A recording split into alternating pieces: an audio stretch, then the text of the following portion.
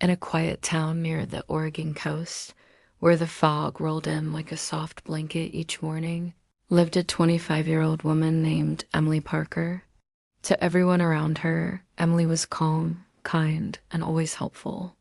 She worked at a small local bookstore, greeted everyone with a gentle smile, and never complained. But deep inside, Emily was carrying a weight that no one could see, a weight made of unspoken words and a heart full of silent regrets. Years ago, during college in Portland, Emily had met Jake Thompson. He wasn't loud or flashy, but he had this way of making people feel like they mattered. They quickly became best friends, grabbing coffee before class, binge watching late night shows, walking miles just to talk about life. Emily fell for him hard.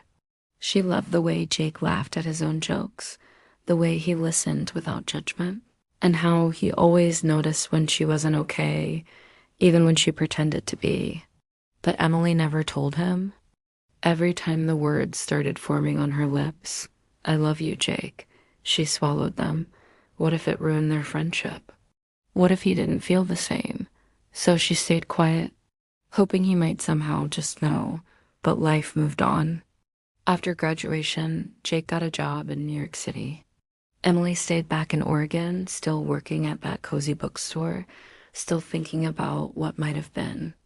They stayed in touch for a while, texts, calls, the occasional meme, but slowly, as life got busier, the conversations faded. Then, one fall morning, Emily saw a post online. Jake was engaged to someone else. Her heart dropped. It wasn't that she expected him to wait. It wasn't even jealousy. It was the sudden, painful realization that he would never know that he was once deeply loved by someone who never found the courage to say so. That night, Emily couldn't sleep. She sat at her window, watching the wind shake the trees, her thoughts louder than ever.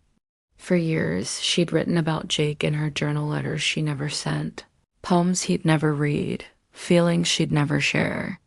She dug through her drawers and pulled them out.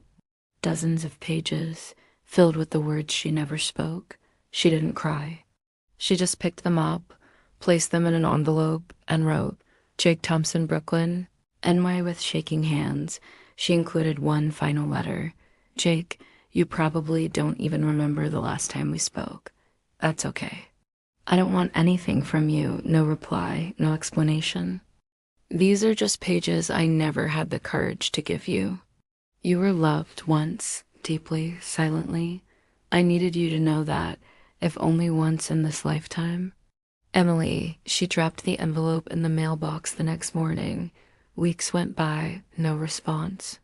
No call, no text, and yet something in Emily felt lighter. She had finally let go of the words that had been stuck inside her for years. She learned something powerful. Silence feels safe, but it often becomes a prison. And unspoken words, they don't disappear, they echo.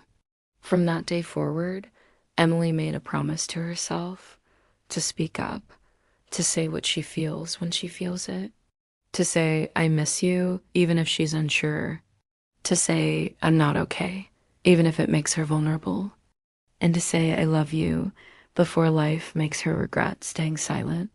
And while the world around her stayed the same, Emily didn't. She was no longer a prisoner of the words she never said. She was finally free. Final message, if you've been holding back, don't wait until it's too late. Speak your truth.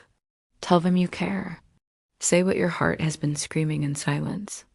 Because the pain of unspoken words will echo long after the moment is gone